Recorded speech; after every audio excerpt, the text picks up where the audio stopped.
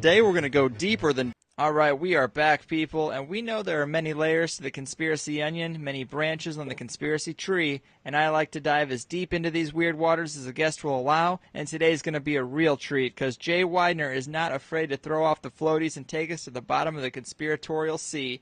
He's a real authority on hermetic and alchemical traditions, hidden symbolism in both the ancient world and their more modern uses, and he's a true scholar of the Gnostic texts. He's written for years on these topics and produced numerous films, the one that put him on my radar being Kubrick's Odyssey, secrets hidden in the films of Stanley Kubrick, which details Jay's position that the elite commissioned Kubrick to fake the moon landing footage, and it makes a pretty compelling case, I must say. He's a conspiratorial jack of all trades and master of enlightening media. Jay, thanks for being on the show. Hey, no problem. Glad to be here. You know, a lot of times I find that a person puts out something interesting like Kubrick's Odyssey, and I think, man, I really want to have them on the show to talk about that. And then I start looking into their work, and I find that it goes much deeper. And sometimes it doesn't. But in your case, Kubrick's Odyssey is really just a drop in the bucket compared to the more paradigm-changing information that you're privy to, and the things that you share about the true nature of the elites, their core goal, which is not only their thinly veiled matrix of global enslavement, but also the suppression of true human potential, as well as some really interesting exposure on certain secrets within our solar system. I hope we can cover a good amount of it in just a short hour, man, which is challenging in itself. But since we're new to Jay Weidner here on THC, and I have a good idea of what's coming down the pike myself, I'm curious as to how you came to uncover some of the hidden knowledge that you have. So I got to ask you, how did you get clued in on what's really going on out there? Well, it's a good question. It actually, I guess it started a long time ago, in 1986, when I had a profound shamanic experience in which all of my personal paradigms were blasted away and shattered in an overnight experience. And then that made me realize that I was pretty much wrong about everything that I had held true to that point in my life. I was still a young man, and I had to discard everything that I had been taught. And then I discovered a book in a book sale called Mysteries of the Cathedrals by a man named Fulcanelli in the same year. And I took the book home and I tried to read it. I thought it was a book about architecture, and the Gothic cathedrals, that is. And I took the book home and I realized that actually the book was about an arcane subject called alchemy. And me, being a practical, scientific kind of guy, knew that there could never be anything real like alchemy. So I set out to debunk this very, very clever, intellectually driven book, and the book debunked me. And pretty soon I began realizing that science was pretty much wrong, history was a lie, and everywhere I went as I investigated this book, to refute it, I instead found out that the book by Fulcanelli was right, and that almost everything I had been taught in school and college and everything I had read was wrong. Wrong, not just wrong, but devised wrong. In other words, it was done on purpose. It was wrong, but it was wrong on purpose. Yeah. And that one took me about 20 years to really get my head around why anyone would write down false stories and false histories. And, of course, that led me down into the rabbit hole of a million other things. And so I made an agreement with myself in 1990 that if in 20 years I could look back and say, no, I'm probably not right about those conspiracies I was looking at all those times ago, then I would just drop it and go live a normal life. But if in 20 years I look back and I said, no, it's even worse than I thought, then I will go full bore into it and devote my life to it. And so in 2006, on the 20th anniversary of my awakening, I had a long talk with myself, and I said, okay, do I believe it more or do I believe it less? And the answer was resounding. I not only believe it more, I know it's true. And so then I've gone from, since 2006, the last 7 years, pretty much confident that I know what I'm saying is right and going forth. I knew that Kubrick had done the moon landings way before 2006. I knew in 2001 that he had done it, but I didn't have the confidence until after my 20-year review for me to go forward and say that he had done it and then prove it. So a lot of things solidified, and I'm kind of actually happy to say that the world seems to be slowly coming towards the point of view, my point of view, or our point of view, or the awakened point of view, and I actually sort of almost smell victory in the air. So I don't know what to say besides that. You know, the world is far more intricate and far more conspiratorial than anyone can possibly imagine. Man, I agree with you, but let's talk Kubrick for a couple minutes. I mean, I always thought there was something cryptic about the man and his films. I mean, Eyes Wide Shut is known to be soaked in symbolism and is a not-so-subtle expose on the pastimes of the elite. And I know Adam's written a bit about him as well, but Jay, tell us about Kubrick and his symbolism and his connections that put him in such a position to make a film like Eyes Wide Shut. Yeah, I mean, when I first had my revelation about Mr. Kubrick was about 3 weeks after he died in 1999. It was I think it was April 1999 when I started getting my first, I guess you could say, revelatory knowledge about what he was putting into his film. And I wrote an article called Alchemical Kubrick in April of 1999, and it went out and literally had millions and millions of hits. It was really the first article I'd ever written that got millions of hits and caused a huge amount of controversy. And a lot of people wrote to me, you know, May, June of 1999 going, "You're crazy, you're reading too much into 2001 A Space Odyssey, you don't know what you're talking about, Kubrick wasn't into the occult, Kubrick wasn't into the elites, you don't know what you're talking about." And I had to admit to myself that my critics were actually right. I really had no evidence in any of his films that he was into the occult, outside of The Shining maybe. Right. And then on July 20th or July 16th, 1999, just a few months after I wrote my first article, Eyes Wide Shut came out, and there it was, and it was like, bam, whoa, you know, not only is he into the occult, he's into revealing what the elites are doing in their occult rituals. And then I thought to myself, well, why would he do that? And then my answer came back, because maybe possibly he attended some of these orgies, some of these rituals.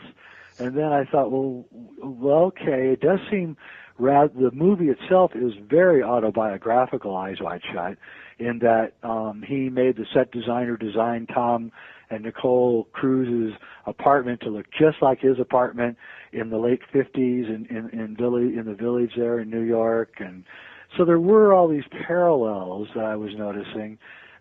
So then that caused me to take an even greater look at Stanley, and so in 2001, in celebration of his great film 2001, they released the DVD of the movie 2001.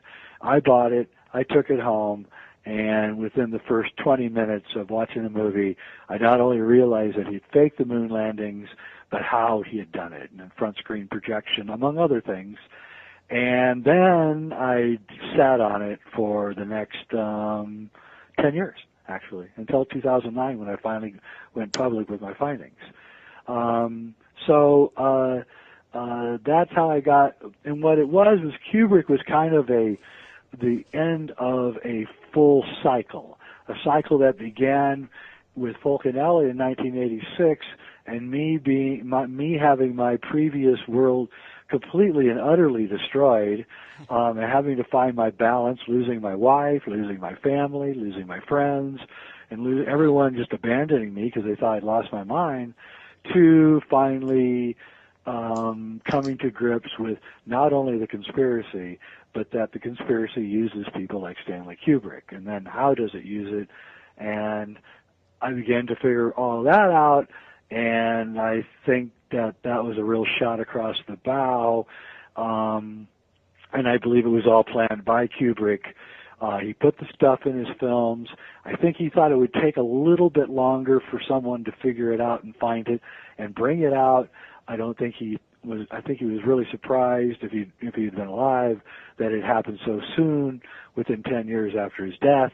But it is, and I'm not alone. And like you said, Adam Go-Rightly's writing about him, and there's about 100 other people that are combing through his films with a fine-tooth comb, and we're finding out all the secrets that he lay buried in there, secrets that he wanted to be found out, secrets that he wanted revealed through pop culture so they could never be taken back.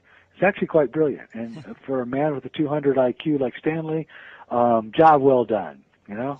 Yeah. Hey, Jay, do you think that he crossed the line with Eyes Wide Shut and was did away with because of that? Well, you know, I can't say because I wasn't there, and he was still smoking cigarettes at 70 years old. Yeah. And I know that shooting a movie, because I'm just finishing one, is a serious physical, can really break you down. I'm much younger than he was, and it just about tore me into the ground. So I don't know. I do know this, the fact that he died 666 days before January 1st, 2001, really brings a lot of red flags and alarm bells in my head. And I also talked to, I don't know who this man was, he called me anonymously, and told me that Kubrick was in the lobby while the Warner Brothers executives were watching the cut of Eyes Wide Shut, and Kubrick was walking back and forth in the lobby, muttering to himself, "They're going to kill me. They're going to see this film, and they're going to get so pissed off they're going to kill me." Now, I don't know if he meant that figuratively or real, but 5 days later he was dead. Wow.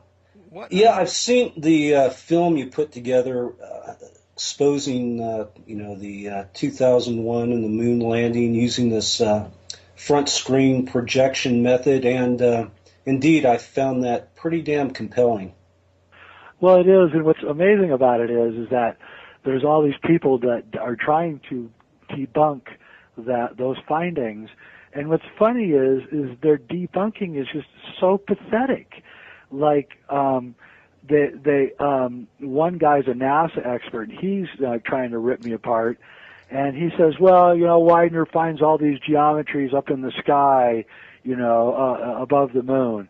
And then what he does is he pulls out another photograph of, I think it was Apollo 11 launching, and he says, but see, I found the same thing here. And so here we have the sky of Florida, as the launch is going up, and there are indeed some strange articulations up in the sky, but dude, I'm talking about on the moon. I'm not talking about a photograph taken from the Earth of the Apollo launching. I'm talking about on the moon, and it's not just one photograph. It's literally hundreds and hundreds of photographs. If you want to tell me that is not proof of front screen projection, great. What is it then? Right. But nothing. Because when you argue with imbeciles or when you debate with imbeciles, you got to be careful and not look like an imbecile yourself. Because, as Mark Twain said, never get in an argument with a fool, because anyone watching will have trouble discovering who's who. And so I don't really go after my debunkers anymore. I use shows like this to debunk them. But actually, I hate to say this, but I haven't met one who seems to have a high enough IQ to even bother with arguing with. Oh, snap. But yeah. Just to clarify, you do think we went to the moon. You just think the footage was faked, right? Yeah, I mean, I pretty much know that beyond any shadow of a doubt that we've had a secret space program since we brought the Nazis into the United States in the 50s. And the Nazis, if you know Joseph Farrell's work, the Nazis weren't working on they were working on standard rocket technology, but they were working on extremely exotic anti-gravitational vehicles, and we scooped them all up. I don't believe there was ever a Cold War. I believe that there's a third party on top of both the Soviet Union and the U.S., and that they parceled out the research so that the United States did one part of the research and the Soviet Union did another part of the research, and then they put them in competition against each other so that there would be faster turnarounds. And almost as if they were in an emergency and they were working really fast to develop this technology. And I believe that the red mercury that they discovered, that the Nazis discovered, was perfected, I know it was, by both the Soviet Union and the United States, and that this is the source of the anti-gravity machines. I'm not saying there's not aliens, I'm not saying anything like that, I'm just saying that we have a lot of equipment that they don't want anyone to know about. In fact, this is the ultimate conspiracy, and they don't want anyone to find out about it. And this technology is so astonishing because it's all derived from Tesla and the German scientists that literally we would never have an energy shortage. We would never have a Fukushima. It's a crime. It is criminal what these guys are doing with this technology. And we've got to find a way to get it released. Well said, man, and that is quite the challenge. But I want to talk to you about they, who they are, the sinister, ominous they that we hear about. And this might be where the Archons come in. Because, you know, a lot of people will take this train up into the point where we're talking about Bilderbergs, the Vatican, the world's banking elite, even a secret space program. But this is where they get off when we talk about a non-human entity at the top of the pyramid. But I think this situation is more than a few rich white guys who got lucky printing money. There's something strange going on. And this seems to be the area you talk about with the Archons. So what is going on here, man? What's the deal? Well, I mean, we're not really sure.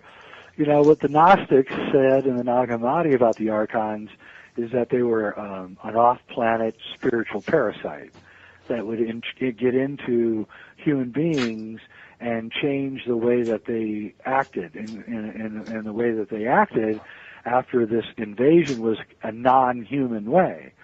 So what is a non-human way? Well, they described it as, you know, non-empathic.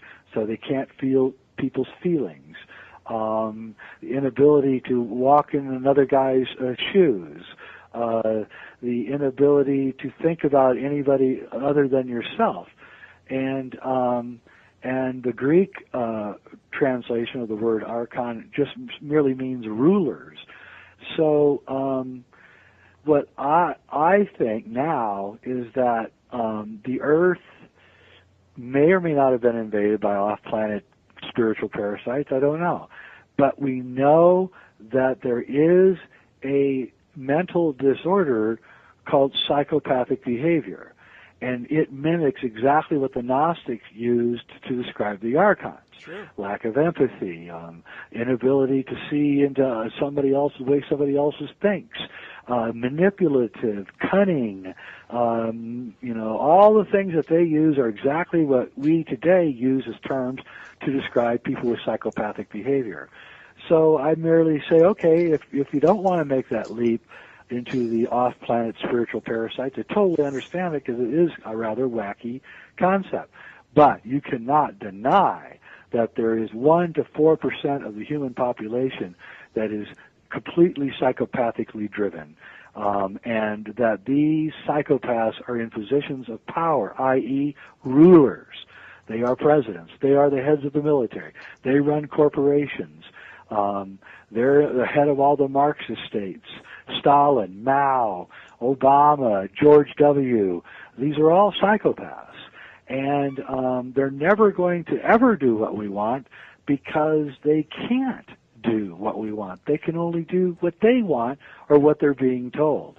And so my conclusion is that the people that run this world, in my view, they're Archons. But if that offends you, then we'll just agree that they're psychopaths.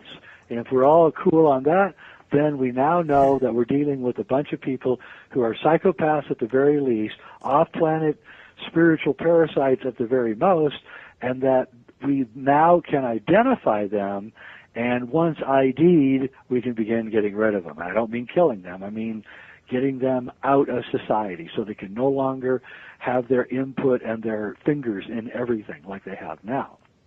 Right. I mean, it is off-putting for a lot of people, but I'm with you. I think there's something very strange going on at the top that is more than just greedy people concentrating their power and wealth. Well, it is. I agree, and here's why. Because I know a lot of wealthy people, and wealthy people destroy their families. The wealth destroys their families. It may not be the first generation that gets destroyed, but by the second generation after the wealth, the families are drug addicts, sex addicts, alcoholics, divorce, all sorts of perversions and everything. That is how it goes when you have a lot of money. What's interesting about the elites that we're talking about is it's transgenerational. It does not fall apart. It doesn't degenerate. The plan stays the plan. Everything stays on cue, no matter if it was 100 years ago when they did the Federal Reserve or it's today and they're doing their false flags. We continuously see the same plan being executed, supposedly by generations of people, and to me that is absolutely impossible. Human beings are just too much of a screw-up to ever be able to carry out a hundreds of years long plan and execute it perfectly without anybody getting their ego involved. Yet it is being done. And so I have chosen that this 2,000-year-old writings of the Nag Hammadi about the Archons are the closest to what I perceive as to being the truth of anything else that I've seen. Yeah, the Nag Hammadi, that is the document that I had heard so much about. Can you tell us about how that was found? It was found in clay jars or something like that? Yeah, in Egypt in 1945, right when the Illuminati had won. Essentially, the Illuminati had won their war. They had won everything. They were setting up their national security state. They were setting up the CIA. They were setting up the United Nations. They were setting everything up. Exactly at that time, a little boy followed his goat into a cave on a hillside in Egypt and discovered these clay jars. Now, what's interesting about these clay jars is they have writings, scrolls in them, and in these scrolls were writings, and the writing had never been censored by popes or kings or politicians, and so we could actually get a sense of what people 2,000 years ago thought of the world without anybody in between times interfering, like Constantine or the popes. Right. And so we finally got a translation of what people in the old days really thought, and it was completely at variance to all the other writings. Now here's the thing. Weidner's first law says that those ideas which are the most suppressed are most likely the closest to the truth.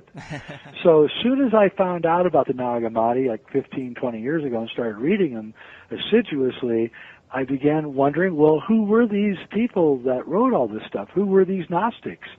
And I'd taken, religious courses in college, comparative religion courses and things, and I didn't know what a Gnostic was. And that pissed me off a little bit because I thought I was a pretty intelligent guy. I'd never heard of these people. So then I began looking, and lo and behold, I discovered that not only were they a huge religion 2,000 years ago, but that they had been systematically wiped off the face of the earth. And not just the people had been wiped off the face of the earth.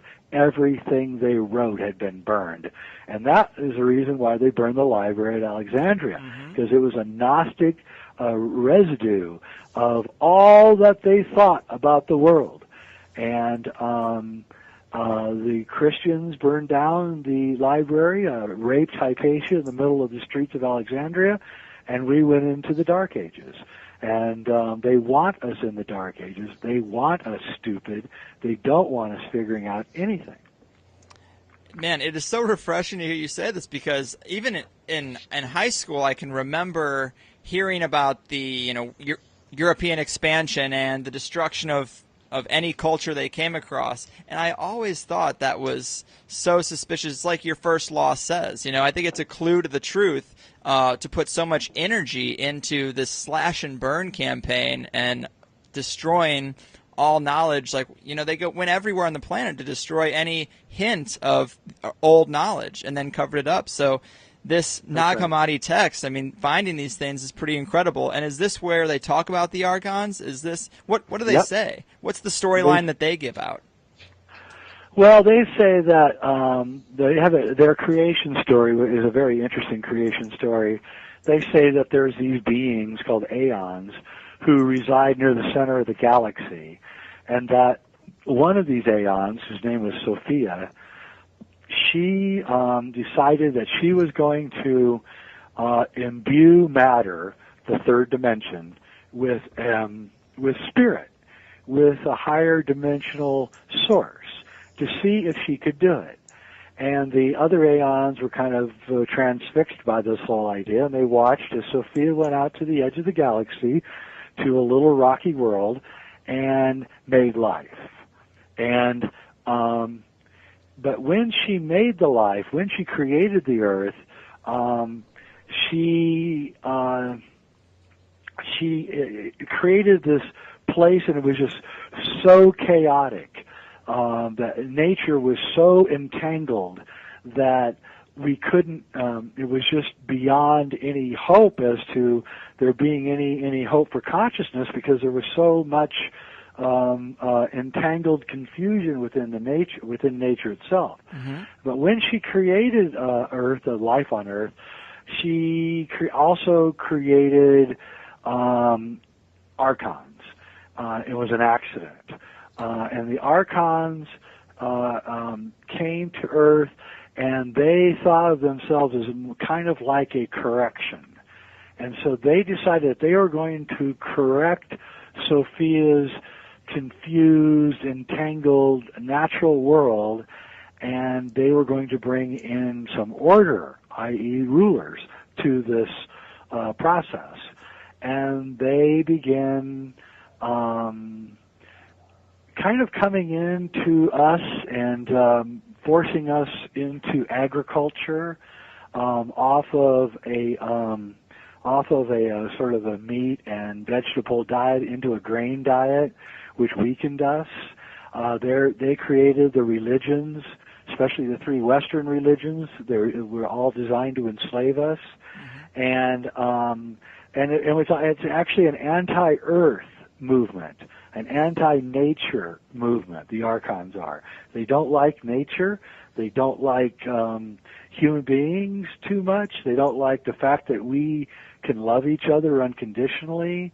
They don't like the fact that we have souls and they do not.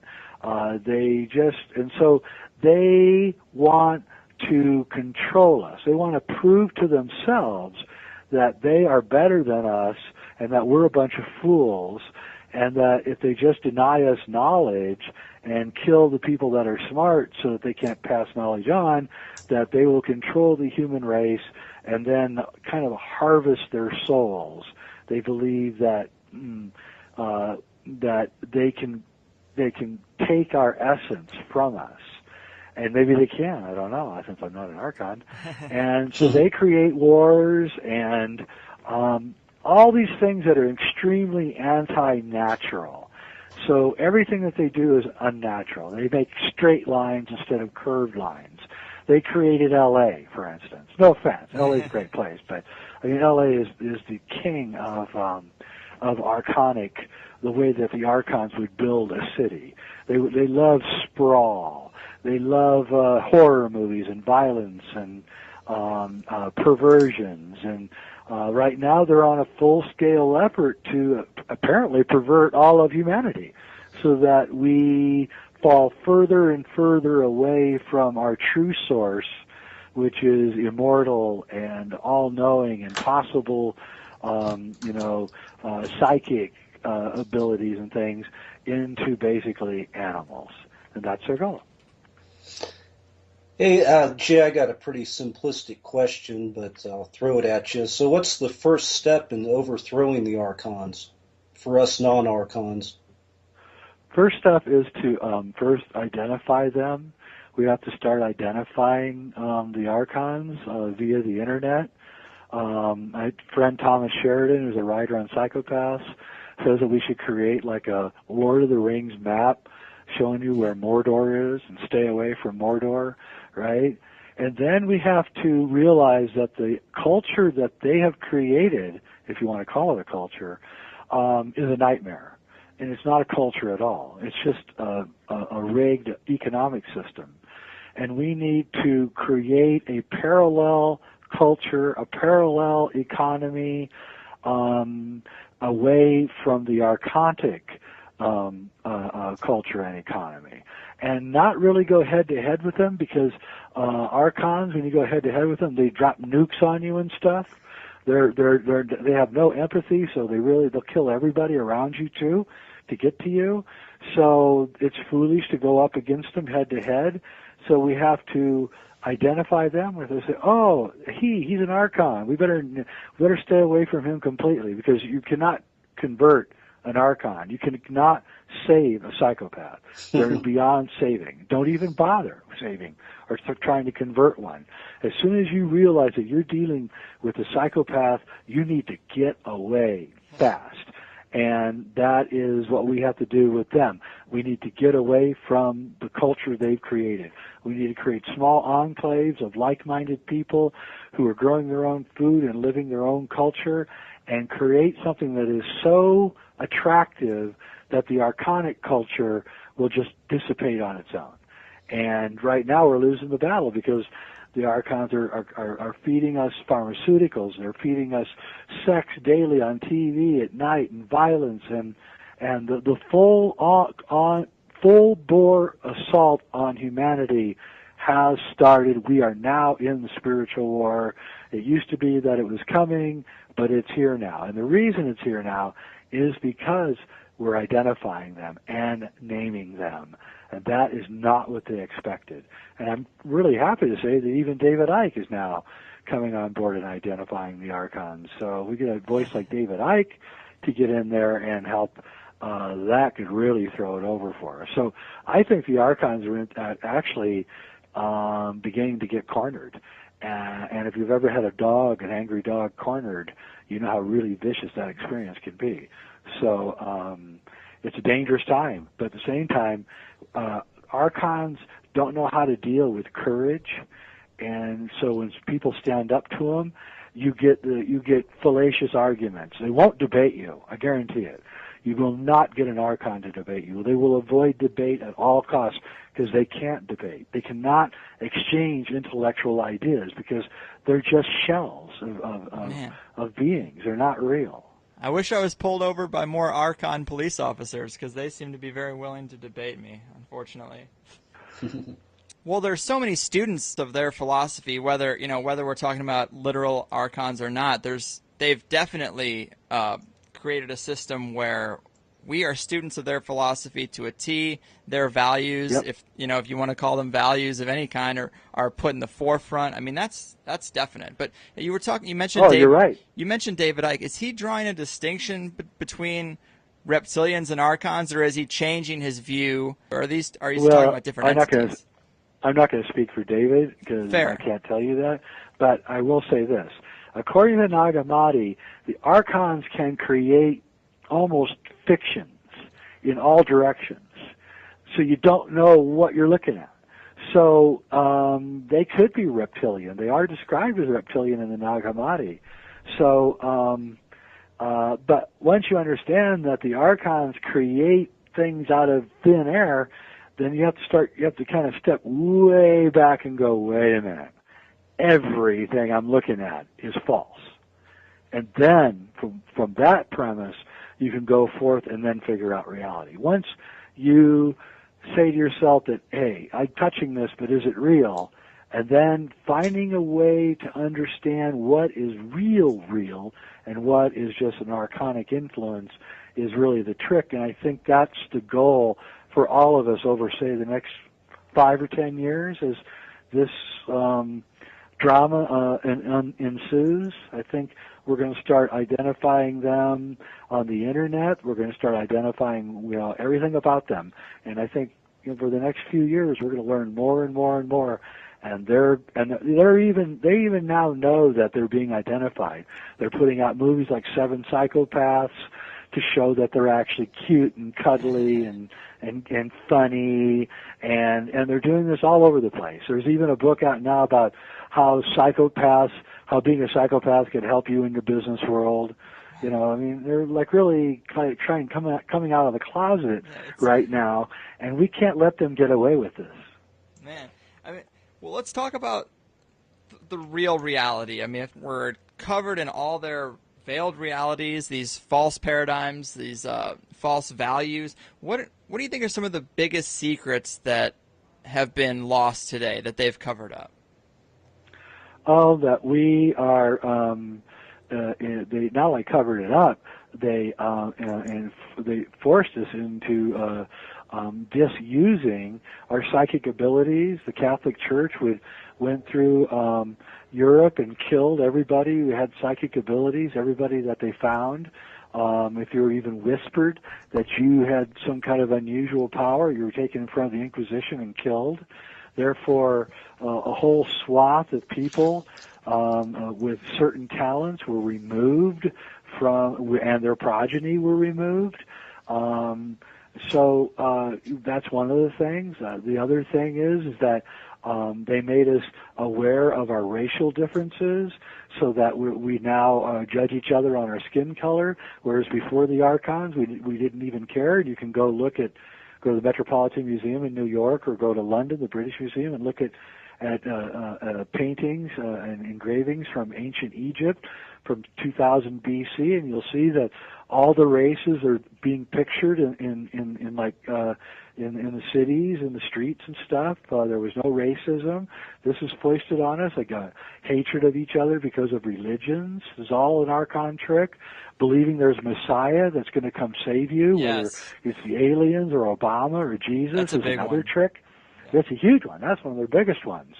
The Archons are always beating you up, a nasty beating you up, kicking your guts and stomping on your face. And then when they get done doing it, and you look up and you say, "Why did you do that?" They look at you and they say, "I did it because I love you." That's the Archons. That's their idea of what love is to knock the living snot out of you constantly and telling you that they're doing it because it's good for you. And that's an Archon trick.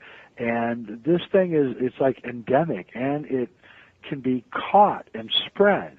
So a child is abused by his dad, and then he becomes abuser of his children, who then begins abusing his children, and so the Archon interface is generational and continuous, and it's contagious. Yeah, man, that savior motif, that's a bad one. I mean, I know you've worked with David Wilcock. I mean, he's made me hopeful in the past with ideas of covert wars playing out, where we have some good Illuminati that are on the cusp of a real overthrow, and we're all going to get $10 million and everything will be revealed. And as much as I love those ideas, I just think I'm too cynical to believe that that's going to happen. Yeah, actually, I've been having a lot of talks with David lately, and I think even he's starting to realize that there is a rogue group that is fighting against the Illuminati that's our insiders. I have no doubt about that. But I'm not convinced that rogue group is anywhere on our side. I just think they're fighting for themselves. That makes so, sense. do I want them to fight each other? Oh, yeah, fight each other to the death. Kill each other, guys. Do it. No collateral damage. Just kill each other. I'd be for that like no tomorrow. But unfortunately, this thing is more complicated than we could ever dream, and we're in the end game right now. It's really kind of amazing to watch. Well, another area that is super fascinating to me is, and I know you've worked with Richard Hoagland on this stuff, but he's got some really interesting research on space and our solar system, and I've yet to have him come on the show, but what is your take on the solar system? Because it seems to be that there's a lot of the big lies that the Archons have told us revolve around the solar system, the moon, Mars, even Saturn. Oh, yeah, and the sun. A week ago, a third of the sun went missing. I don't know if you know that. I did see that the other day. That's recent, right? Yeah. I mean, the sun is not what we think it is. The sun is not a big, huge ball of nuclear fission. The sun is actually hollow, and it has an outer edge, which is plasma, which is what we're seeing. And every time there's a sunspot, you're looking into the hollow sun. It's really the electric Earth, the electric universe. And these ideas will come forth as the years come out too. Because the last thing the Archons want you to figure out is that you're actually electricity more than anything else. That the world, the Earth, the solar system, the galaxy is run by electricity, not by proteins or all these other things. And when we figure that out, then we're going to realize that actually it's your health is governed by this too. And there's a Dr. Robert O. Young who is writing books about how to electrify yourself. This guy's proof positive that he's onto the right thing because he's 62 years old and looks like he's about 40 or maybe 35. And his wife is 61 and she looks like she's about 30. And again, these are all discoveries that are coming out right now. There's the revolution that's occurring on the internet is a revolution against the Archons. We just don't know it yet. But we will, as time goes on, we'll realize that we don't need their medical system. We don't need their legal system. We don't need their economy. We don't need their crappy food. We certainly don't need their wars or their lies. And, so it's going to start out with just a few people realizing this, creating parallel cultures, probably via the internet, and then we're going to end up being healthy and alive, and the people that don't believe in any of this stuff are going to be fat and unhealthy, and they're going to die. And that's like, unless the Archons just start killing everybody ad hoc, that's where this is going to end. And it's going to be, 15 or 20 years before this happens. But the entire human race is wisening up all at the same time. That's never happened before in human history. All the smartest people on Earth are all reaching the same conclusions about reality all at the same time, right now. And, the leading edge ones are looking at the Archons, or the ones that aren't as leading edge are looking at, say, just the Illuminati or corruption, that kind of thing. But eventually, every inquiring mind is going to ask themselves, questions like, how the hell are the elites so smart that they can pull this off?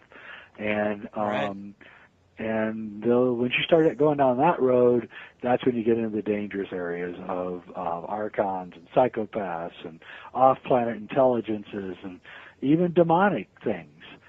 Stanley Kubrick, I believe, he approached the Archon question in 3 different films. The first one was 2001, in which he posited that they were off-planet intelligences.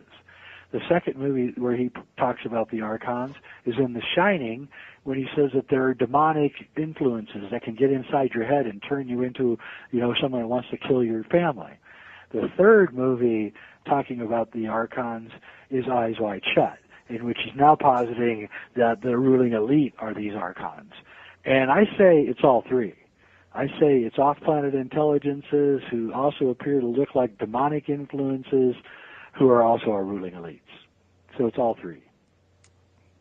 It is an all-encompassing thing. It's a lot to take in. But I want to touch on, you mentioned electricity, that we are electricity. And I think this gets into the idea of true human potential, which is deep, deep down that rabbit hole, the light body, stuff like that. Because on the deeper levels of diet and vaccines and chemtrails and HARP and fluoride and all that stuff that affects our biology, it seems like the simple explanation is, well, if they're all sick and tired all the time, it makes it hard for them to rebel and will remain weak and docile, which is true. But on a deeper level, it seems like the Archons or the true elites are hitting us with all these chemicals as if they're beating back a powerful force deep within the individual. I mean, is that kind of where you come from? Yep, that's it. We are already fully realized. We just don't know it. We're fully realized. We are already extremely powerful beings. I don't know if you've ever studied Taoism, but there's a little bit. Actually, there's a movie on YouTube. It was taken by these 2 brothers who went to Indonesia in the 70s with their 16mm camera to show what people were like, these spirit psychics and spiritual people. And they've got a Taoist master who literally puts his hand over a piece of paper and lights it on fire. Really? Right? From 3 feet away. Yeah, on film. And so we have these abilities. It's just that these Archons know that if they let those abilities atrophy, they're safe.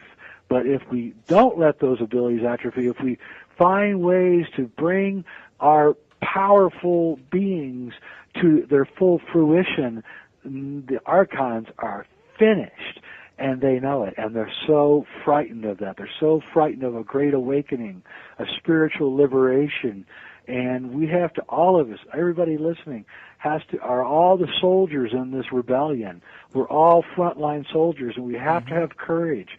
We have to stand up, and we have to realize that we are so much more powerful than we've been led to believe. Take the archonic invention of evolution. Well, what is evolution saying? Evolution is saying, and I'm not going to argue about the science, evolution is saying that there's something in the future we're headed towards, and someday, if we treat ourselves right and we do everything right, the human species is going to evolve, magically evolve into something better. Well, that's exactly the opposite of the truth. The truth is that we're already there. They've made us asleep. We need to wake up. And once you wake up, you realize how really powerful you are, and that is the one thing that they cannot ever let happen. Hey, Jay, you mentioned a shamanic experience. Could you talk a little bit more about that and the importance of shamanic experiences and how these can help us break free of the Archons or the Matrix? Yeah, so, you can have a shamanic experience. You can go to the jungle and you can take ayahuasca or you can drum. There's many ways to have a shamanic experience. But what is the point of a shamanic experience? Well, the point is to shatter your paradigm, to make you realize that all the things that you thought aren't really true. And that means that you've got to go back to school and start doing your homework. Okay? So I have minor shamanic experiences all the time.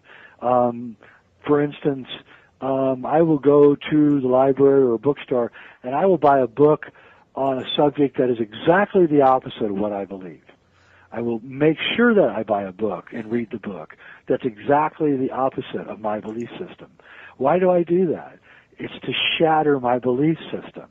If I start reading a book, say, on fundamentalist Christianity, and I start finding myself agreeing with 40 or 50% of what I'm reading, and I'm totally horrified that I'm agreeing with it, what is that doing to my head?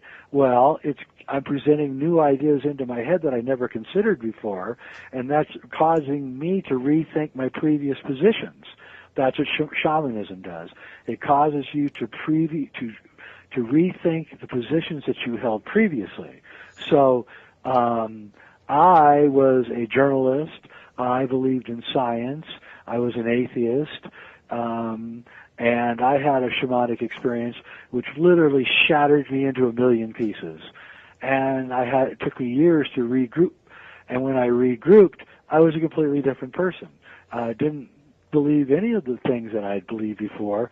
And now, of course, I realize that was just Archon influences from from the colleges and teachers and the churches and all the other things that were part of my life. And so that's why it's really important, I think, for everyone to have a shamanic experience. My old friend Terence McKenna used to say that not having a shamanic experience is like going through your entire life without having sex. I mean, it's like you can't describe what it's like to anybody if they haven't had it. It's completely impossible to describe sex to a eunuch. So, I encourage everyone to find their own path and to, as Daniel Pinchbeck says, break open the head. Smash your head, not literally, just smash your psyche into a million pieces and regroup. I know it's a pain in the ass, but you'll be better off for it. Amen, man. And let me ask you one more thing about the light body, because I'm really into the control mechanisms and all these things, and then it always goes into a sort of a new agey territory with the light body and meditation and true reality. And this is where I'm having a disconnect, at least in my personal life, because I've gone to a Reiki master with no real effect, and I worry that this is another version of the savior motif, that it's all internal. Explain to me why it isn't, and what can someone do to really try to find some validation of this in their own life? Well, that's a great question. So there is a way that you can do this and validate it for yourself. So I'll do it like this. So forget all the light body and meditation stuff. You can go to that later. Let's try it this way. Okay. We, I, you, Adam, everybody listening right now, we are all in a dream. We are in a dream, and we're dreaming. And we're not in control of our dream. The difference between dreaming and lucid dreaming is that in a lucid dream, you're in control of your dream. Mm-hmm. Okay? We are, none of us, well, maybe some of us, but most of us are just dreaming our dream and not lucidly dreaming our dream. Okay? So let's just say that that's true. Let's say that this is a dream. Okay? Now, I'm telling you that you can wake up in your dream. You can begin controlling your dream, lucidly controlling it. So I had a very, very, very, very advanced person tell me this 20 years ago. And I said, well, you know, that's all great and everything, and yeah, you're successful and all that. But, I mean, how do I prove it? He says, just pick one thing. Just pick one thing. Make sure it isn't greedy. Don't wish for money, because that's a sure way to have this not succeed. Just do something like you want your little brother to be more successful, or you want to make sure he doesn't go to prison, or you want your sister to find a man and get married, something like that. And just start working on it, and you will see, because this is testable, that you are in control of your dream. Now, it's not going to happen right away. It'll take a few months, maybe even a year, for you to gain control of your dream, but it is entirely and absolutely possible. And I am living proof of it. And I'm not the only one. I've since passed this information on to many other people who began lucidly living their life. And when they did, they became in control of their life, and by gaining control of their life, they lost their uncertainty, they gained confidence. This led them even into larger amounts of control of their life, and until they become spiritually aware. And then the meditation, the light body, and all the rest of it begins to finally make sense. Because what are you doing when you're meditating? You're pulling yourself out of the life stream, and you're going inwards. You're beginning to get the discipline necessary to begin controlling your life, to living a lucid life. And in the end, we finally get to the point where we realize that it's possible for the human mind to even make the human body immortal. I know this sounds all really wild and crazy, but it's all true, and it's based in fact, and you can do it yourself. So everyone start living the life that you want to live, not the life they want you to live. And then you'll find, as you live the life that you want to live, that everything you want comes to fruition. I mean, that sounds great. I know there are a lot of people out there that are shackled to working jobs they don't care about. They listen to shows like this often during that job. And quit your job. If you aren't doing what you like, quit. That's so funny. I actually, I do a conspiracy T-shirt brand as well, and one of the shirts is a homeless guy holding up a sign, and his sign says, "Quit your job." And I love the symbolism of that. Instead of asking for something, you say, "No, you are the one who needs help." Exactly. You're not going to die. They're not going to kill you. There's nothing to be afraid of. That's the thing. Is the Archons have built us into a prison of fear, so we don't want to go live our own life.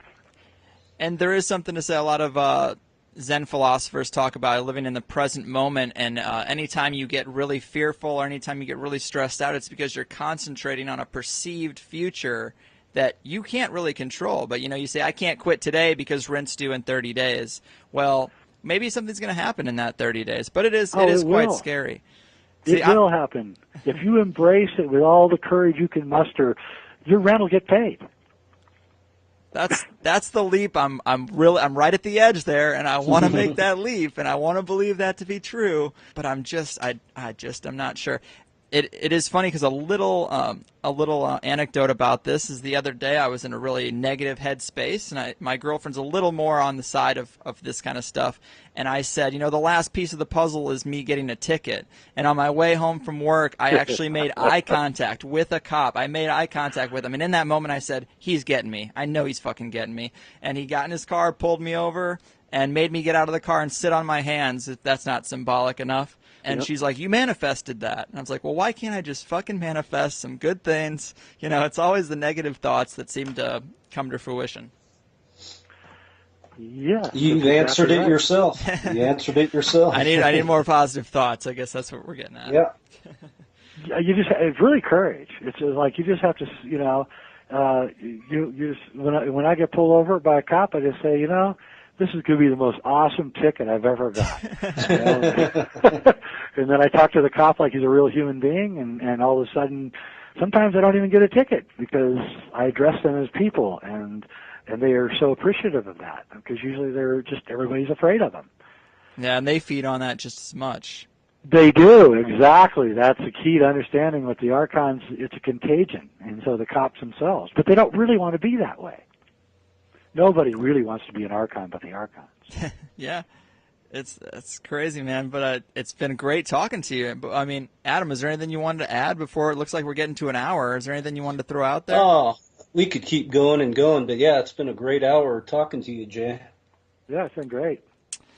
Well, do you have anything, Jay, that you're working on? You want to tell people about your website, some of your projects, what you got going on?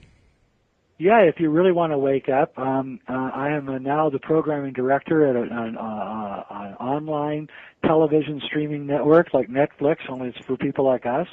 It's called GaiamTV, GAIAMTV .com. And if you want to help me, then you hit / Weidner, WEIDNER, and go there and join it for 10 days. David Wilcock's on there. I'm going to be doing a show with Richard Hoagland. George Norrie's on there.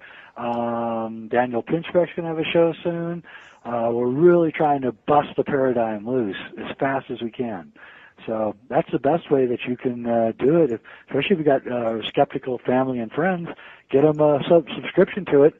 And, I found that after a little while of watching this stuff, they begin changing. Yeah, skip the mall and get them a subscription to Gaiam TV. That's right. Excellent, man. Well, thanks again. It has been a fascinating show. Hope we can do it again sometime because there's just so much more to talk about. Yeah. And sounds good. Enjoy the rest of your day. You too, man. All right. Talk to you guys later. Okay. Take care, Jay. Wow, man, far out stuff. How'd you feel about that one? Oh, that was cool. I enjoyed that quite a bit. I was somewhat familiar with his work, but this gave me a broader perspective. I was just familiar with the Kubrick material, but he has some interesting ideas. The Kubrick branch on the conspiracy tree is one that I definitely love because I like to. It's again the synchronicity thing, of developing a true view of the universe. But I loved Kubrick as a kid, and I used to want to be a film director. So I do think there's a part of me that really likes the Kubrick tie-in with the conspiracy because I'm like, oh, it's all synchronistic in my life because I was interested in Kubrick when I was 11 years old, and here we are still talking about him at 27. But, Jay points out a lot of information that's just really solid. Yeah, I agree. It's fun talking to him. Let me ask you how you feel about the Enlightenment. Do you think people are waking up? Do you see it happening? I don't know. It's tough. It is tough to say. Yeah. I mean, I was literally thinking about this yesterday, trying to determine where on the scale of awakening I think we are, because there are some positives, but there are some huge negatives. And I'm going into the bank, which is probably the worst place for me to be thinking about this stuff. It seems like we're more enslaved in a lot of ways, with everything with the the big matrix, the banking, the what social media has evolved into, all the snooping that goes on. Right, it's infiltrated just as much. What the media is, what's on television. I mean, whether you believe that the Archons are from another planet or whatever, there's that negative influence in society, which I think we can find different ways to break free of, on a lot of levels, and Yeah. just personal, what you eat each day, what you consume, Yes.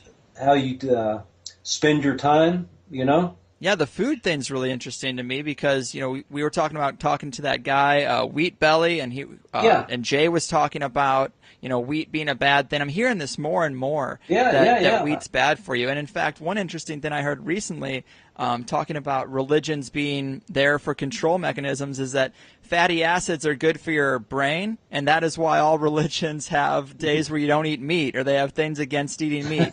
And well, I got into how that. How funny is that? Yeah, there's a lot to that wheat belly thing. I got into that, and I've changed my diet over the years.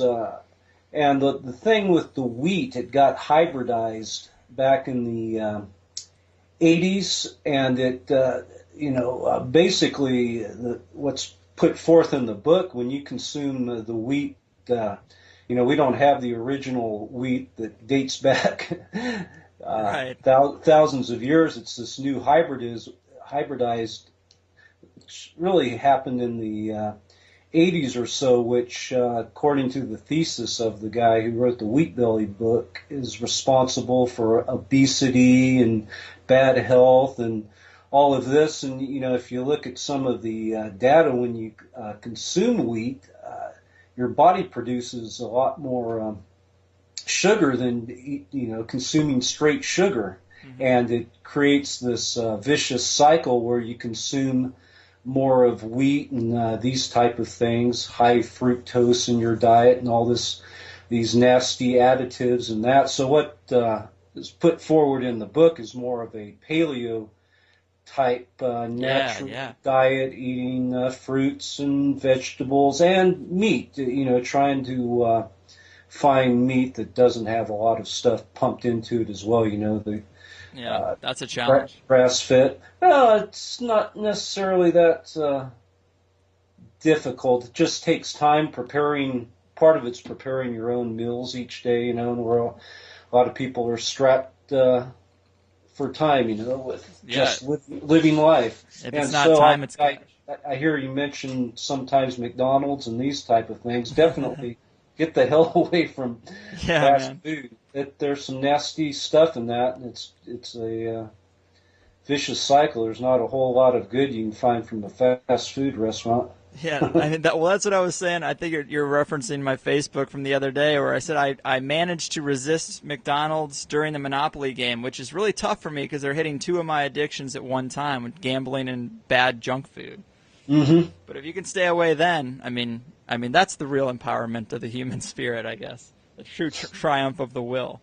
Yeah. But I would love to believe that we're waking up, but some days, like I went into that bank and I go up to the teller and I say, how you doing, man? And he's like, oh, I'm great, but I've really had to use the bathroom for the past hour and just haven't been able to go. I go, I'm a grown man, not being able to take a piss does not sound great to me. And he just stares at me because, what can you do? He's at work, but I'm like, I feel like some people are getting closer to robotic, automated beings with a plastered smile on their face, and they're empty inside, and that offends me. That bothers me. Well, it starts with you, Right. Personally, break free, then you can worry about others. That is the challenge, and I think I'm about 60 days away from quitting that corporate job, but that's a scary thing. But I guess you got to go at it with positivity and confidence, and tell those Archons to fuck off. There you go. All right, man. Well, on that note, I love having you on. Thanks for your contributions to THC through your blog, Transmissions from a Dying Planet. Always nice to throw something extra out to the people during the week. I do love that you do that.